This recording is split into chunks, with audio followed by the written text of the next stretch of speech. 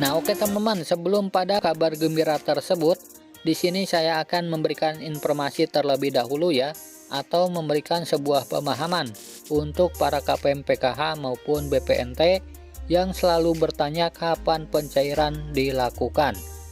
Nah, jadi perlu diketahui untuk para KPM PKH maupun BPNT semuanya dimanapun kalian berada, harus tetap bersabar dulu ya. Sebab sampai hari ini memang belum ada surat resmi yang turun dari Kemensos terkait pencairan PKH tahap pertama maupun BPNT alokasi bulan Januari tahun 2023 ini. Nah, sekarang ini masih dilakukan verifikasi ketidaklayakan ya, yang dilakukan oleh pemerintah daerah masing-masing sampai tanggal 29 Januari atau bulan Februari 2023 mendatang. Jadi untuk para KPM PKH maupun BPNT harap tetap tenang dan sabar terlebih dahulu ya.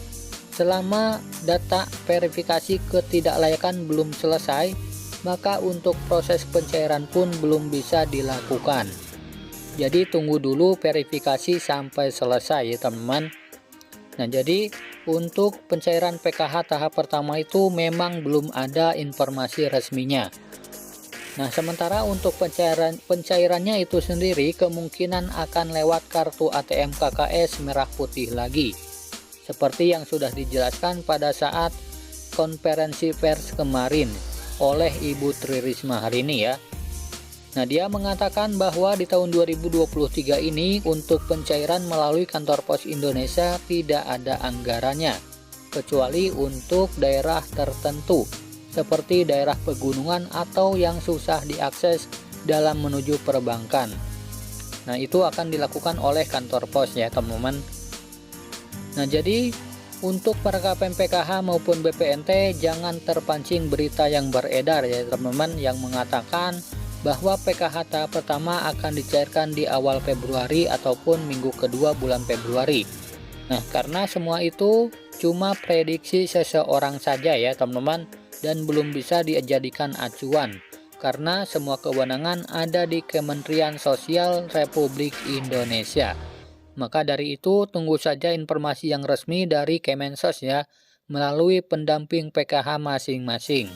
Nah, dan berikut ada bantuan sosial yang akan dicairkan pada bulan Januari sampai bulan Maret 2023 ini. Nah, yang pertama adalah bantuan program Bansos Permakanan. Nah, bantuan sosial permakanan ini penerimanya adalah para lansia tunggal dan disabilitas tunggal ya teman-teman. Jadi yang tidak ada pengurusnya lagi alias sendiri dalam satu keluarganya. Jadi untuk KPM BPNT yang kategori lansia tunggal ataupun disabilitas tunggal bisa saja nanti akan dialihkan ke program Bansos Permakanan ini. Nah, bantuan sosial permakanan ini totalnya adalah Rp21.000 per hari dan dicairkan berupa makanan ya teman-teman. Jadi nanti dalam satu hari akan diberikan 2 kali makan yang akan diberikan oleh petugas di daerahnya masing-masing. Nah, kemudian bantuan yang kedua adalah bantuan atensi anak yatim. Nah, bantuan atensi anak yatim ini adalah besarannya sebesar Rp200.000 per bulan. Dan penerimanya adalah anak yatim yang usianya di bawah 18 tahun. Dan tercatat belum pernah mendapatkan bantuan anak yatim sebelumnya pada saat COVID-19 kemarin. Sedangkan bagi anak yang yatim ataupun piatu tetapi orang tuanya sudah menikah lagi, itu tidak bisa menerima atensi ini ya teman-teman. Begitu juga yang usianya 18 tahun ke atas. Selain itu penerima juga sudah melewati proses verifikasi dan validasi pendamping setempat. Nah, jadi bantuan atensi anak yatim ini dilakukan verifikasi dan validasi dulu ya oleh petugas di daerahnya masing-masing. Nah, kemudian bantuan yang ketiga adalah bantuan RST atau Rumah Sejahtera Terpadu. atau yang bisa kita katakan adalah bantuan bedah rumah ya teman-teman. Nah, untuk bantuan RST ini atau Rumah Sejahtera Terpadu tersebut, nominal bantuannya adalah sebesar 20 juta rupiah per KPM atau per penerima. Nah, jadi bantuan 20 juta rupiah ini untuk merenovasi rumah ya teman-teman. Nah, sehingga rumah yang mereka tempati itu bisa layak huni ya teman-teman. Dan untuk bantuan ini juga sama, harus melewati proses verifikasi dan validasi dulu yang dilakukan oleh pendamping di daerahnya masing-masing. Kemudian bantuan yang keempat ada lagi yang namanya program bantuan PENA atau Pejuang Ekonomi Nusantara.